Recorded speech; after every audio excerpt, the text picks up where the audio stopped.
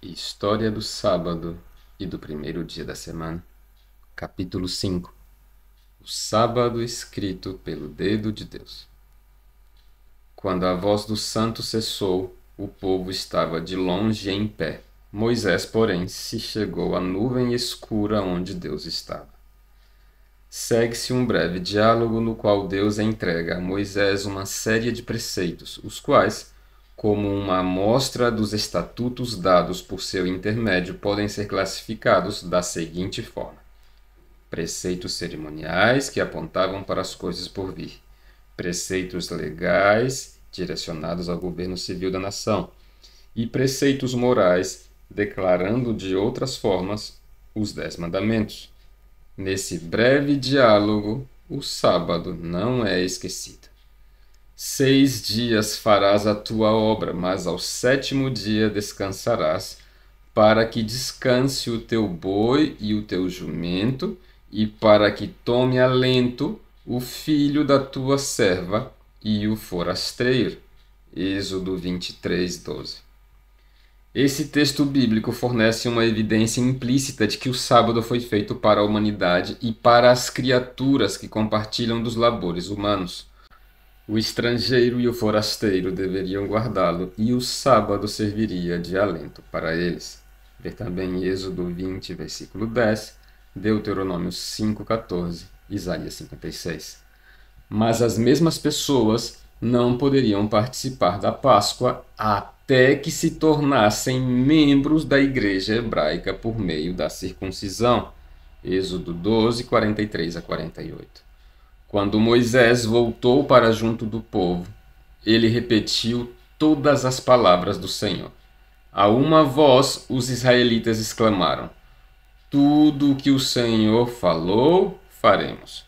Então Moisés escreveu todas as palavras do Senhor e tomou o livro da aliança e o leu ao povo. E eles disseram: tudo o que falou o Senhor faremos e obedeceremos. Então Moisés tomou aquele sangue e o aspergiu sobre o povo e disse: eis aqui o sangue da aliança que o Senhor fez convosco. Êxodo 24, 3-8, Hebreus 9, 18-20. Dessa maneira, Deus preparou o caminho para derramar um segundo sinal de honra sobre sua lei. Então disse o Senhor a Moisés: sobe a mim ao monte e fica lá. Dar-te-ei tábuas de pedra e a lei e os mandamentos que escrevi para os ensinares. Tendo Moisés subido, uma nuvem cobriu o monte, e a glória do Senhor pousou sobre o monte Sinai, e a nuvem cobriu por 6 dias. Ao 7º dia, do meio da nuvem, chamou o Senhor a Moisés. O aspecto da glória do Senhor era como um fogo consumidor no cimo do monte, aos olhos dos filhos de Israel. E Moisés, entrando pelo meio da nuvem, subiu ao monte, e lá permaneceu 40 dias e 40 noites. Êxodo 24, 12 e 15-18. Durante esses 40 dias, Deus mostrou a Moisés um modelo da arca dentro da qual seria colocada a lei que ele havia escrito em pedra, do propiciatório que ficaria em cima da lei e do santuário no qual a arca seria depositada. Também ordenou o sacerdócio cujos membros ministrariam no santuário diante da arca. Depois que essas coisas foram ordenadas, quando o legislador estava prestes a confiar a lei escrita por si mesmo às mãos de Moisés, ele mais uma vez ordenou que o sábado fosse guardado.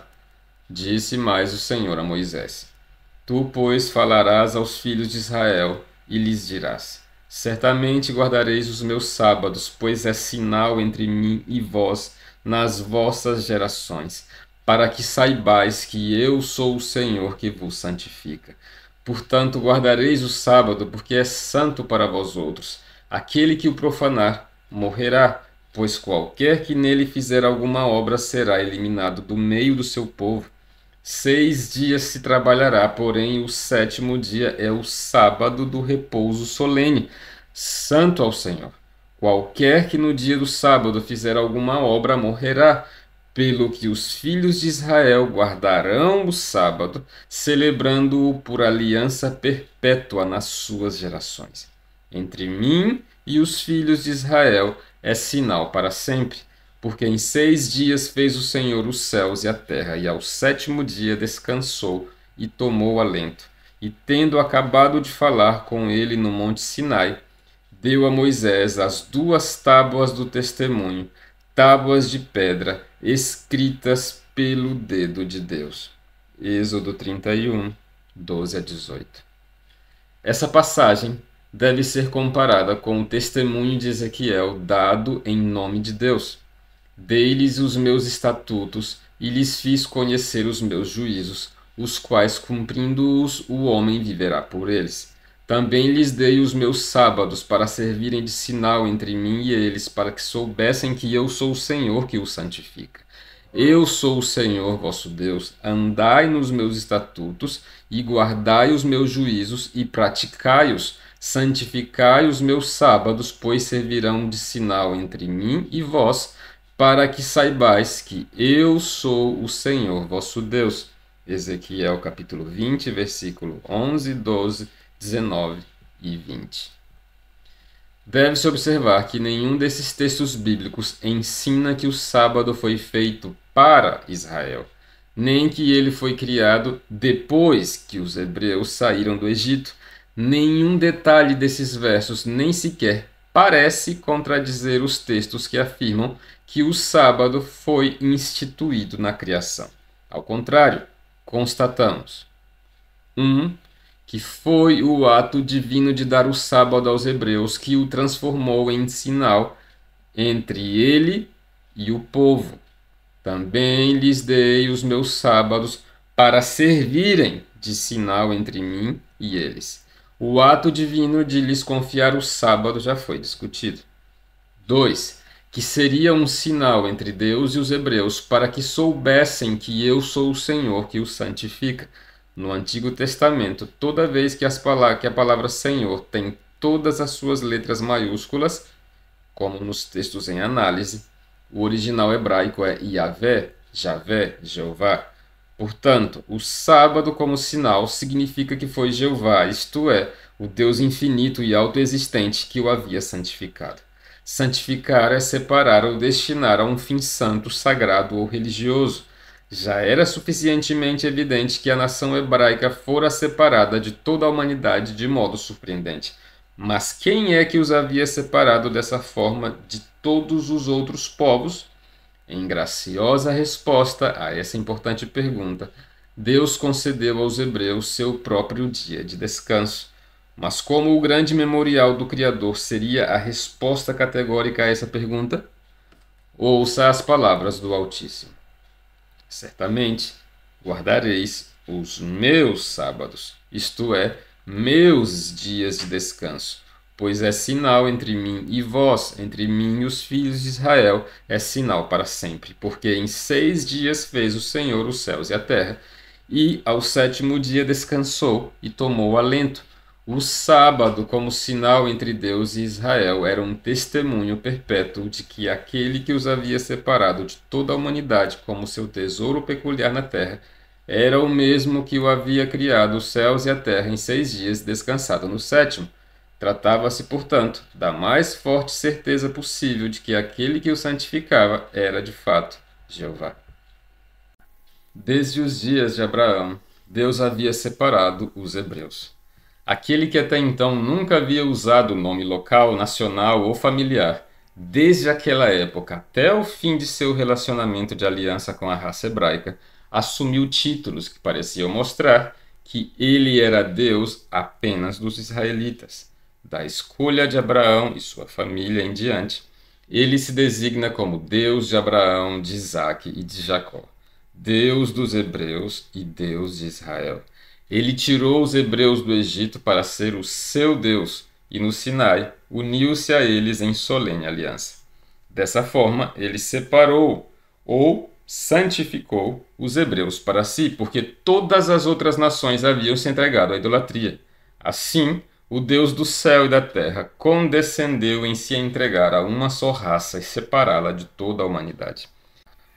Deve-se observar que não foi o sábado que separou Israel de todas as outras nações, mas sim a idolatria destas nações que levou o Senhor a separar os hebreus para si, e que Deus deu a Israel o sábado que ele santificara para a raça humana na criação, como o sinal mais expressivo de que aquele que os havia santificado era de fato o Deus vivo.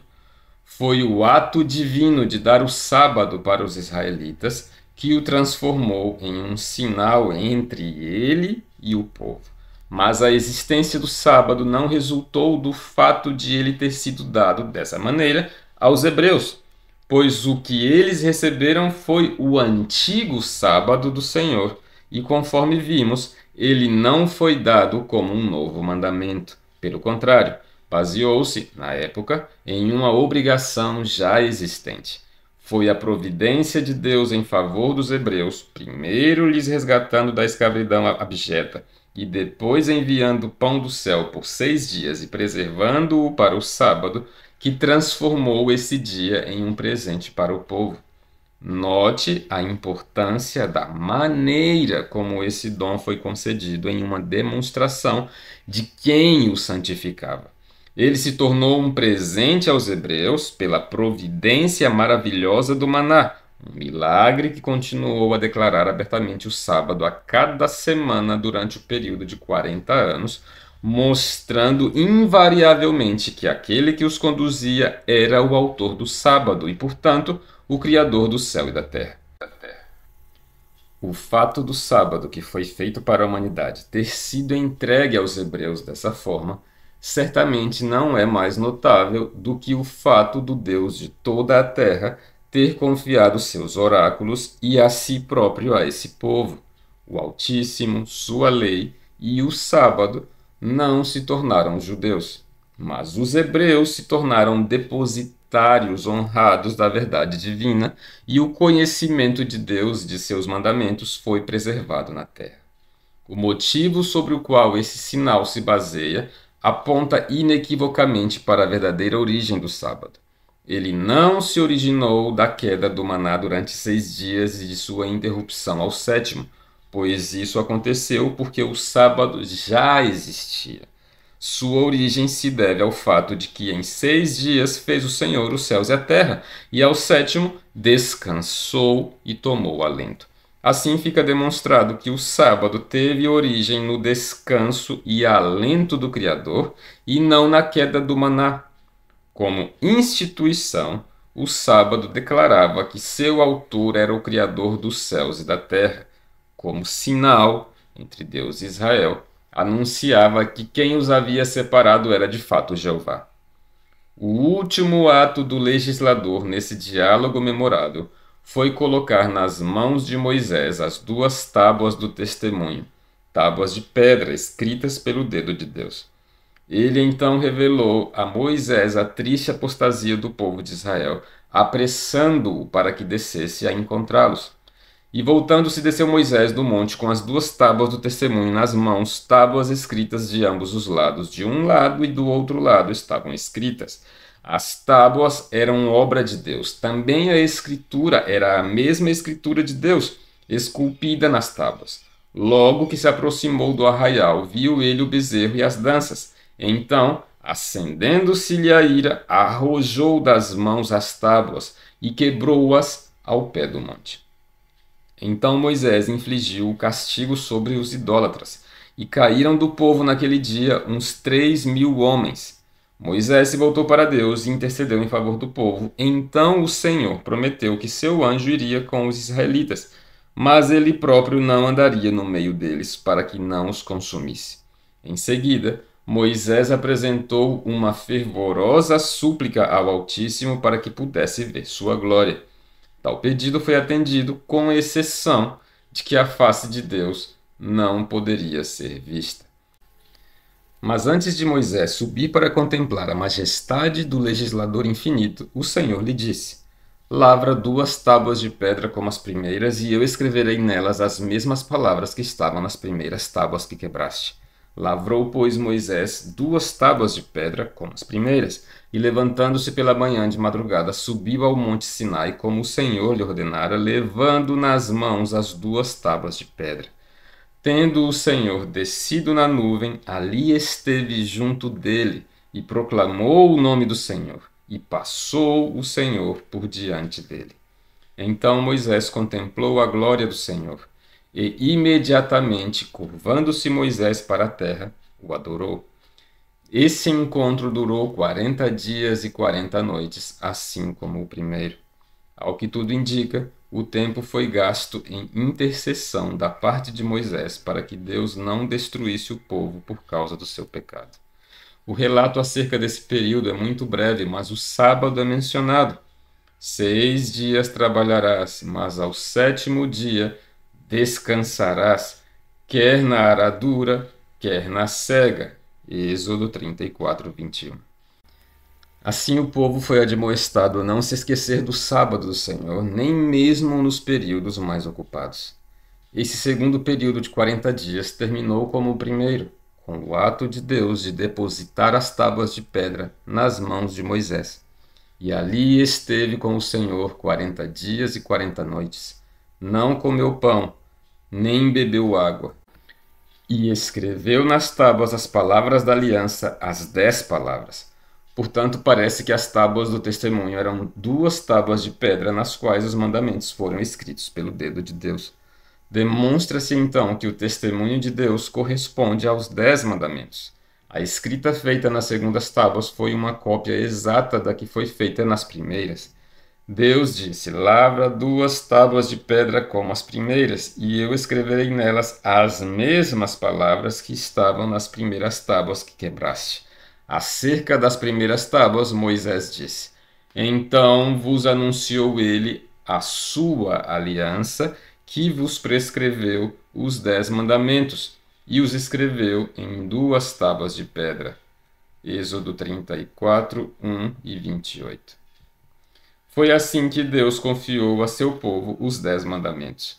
Sem interferência humana ou angélica, ele mesmo os proclamou, não delegando a seu honrado servo Moisés, nem mesmo a um anjo vindo de sua presença.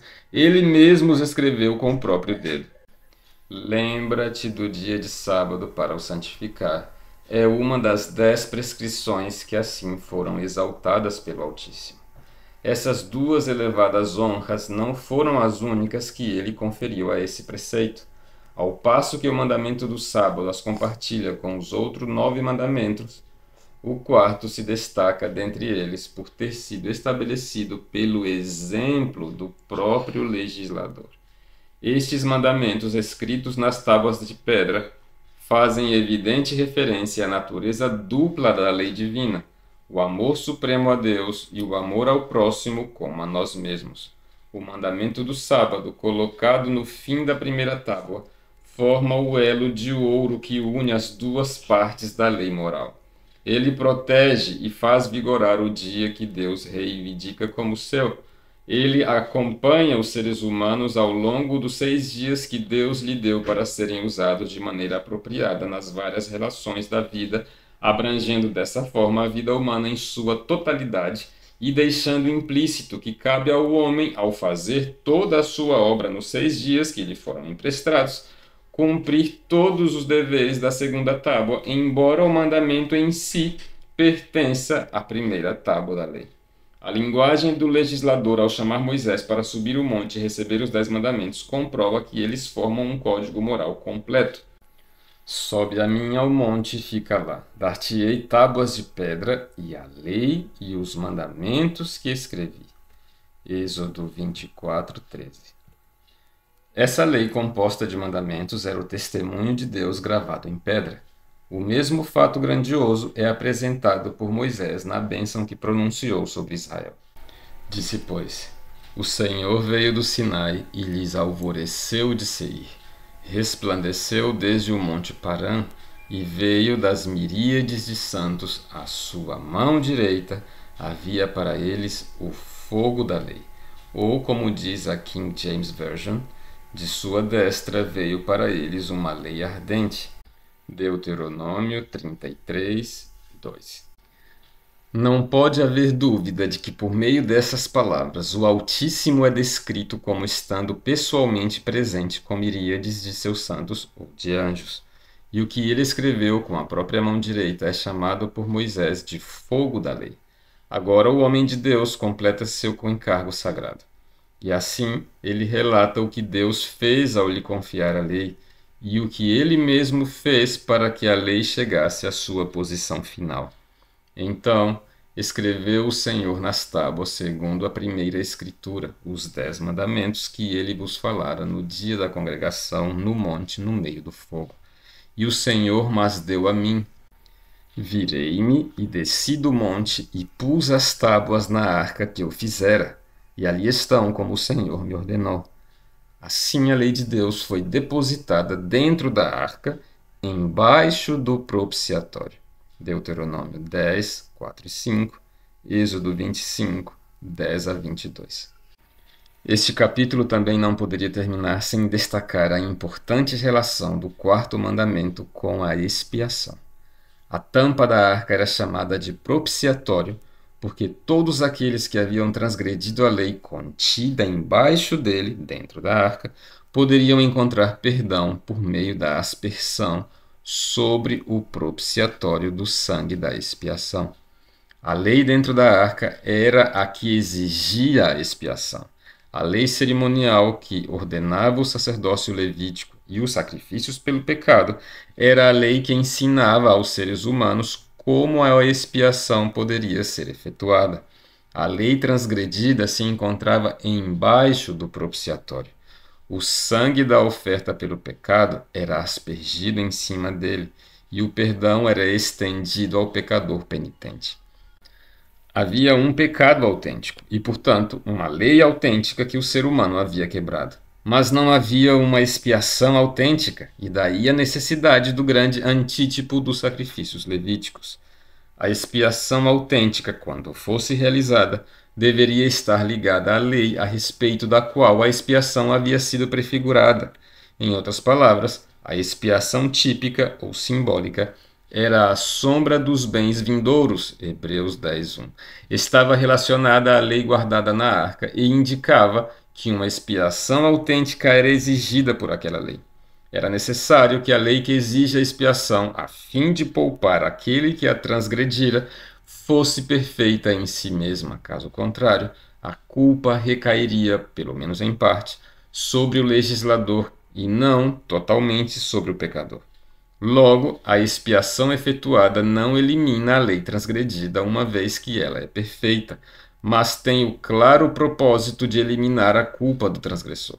Devemos lembrar que o quarto mandamento é um dos 10 preceitos da lei quebrada, um dos princípios santos e imutáveis que tornou necessária a morte do Filho unigênito de Deus, antes que o perdão pudesse ser estendido ao homem culpado.